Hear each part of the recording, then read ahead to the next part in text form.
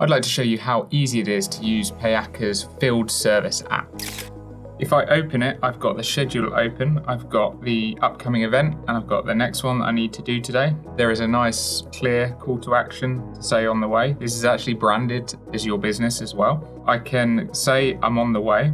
It will notify the client with the expected travel time based on the current travel conditions and send them an SMS to say the person's name is on the way and they're expected at this time plus 10 minutes.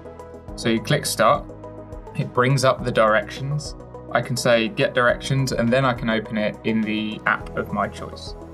I can then see the contact information, I can see the tasks I need to do, I can see notes, materials, files and address history, and I'll cover that in a second.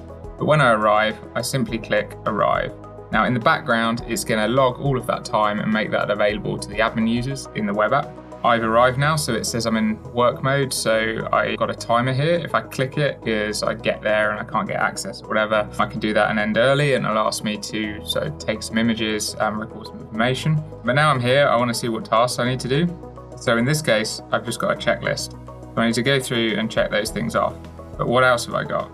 I've got the materials. So in this case, I've got the purchase order here, and I've got the delivery address. So actually I know that these materials are going to get delivered to the address that I'm going to. I've got files that have been attached by the office user, but I can attach more here. And I've got the address history. So if I've been to this, or somebody has been to this address in the past, I can see all the information related to that. So I can go into this one and see, okay, what happened here, what notes were here. And if I click back on that tab at the top, it will take me back to the event that I'm working on. If I'm going to go through the checklist, I would just simply check them off, and now it says that it's done. Now if I try to end it and I haven't completed all the tasks, it will ask me to explain a brief reason why I didn't complete them. In terms of attaching files, I can simply click to add a new one, take a photo, and then if I've got Signal, that will automatically be added to the project within the web version. If I haven't, it will sync as soon as I do have Signal. So all of this works offline. So that's going to be there finalizing. If I go back here, I can click done, end work, upload any additional photos, add any additional comments, and complete the event. Now it will note all tasks are complete there, and it will bring up an on the way button for the next event. So I click on the way. In this case, I can see I've actually got a form to do.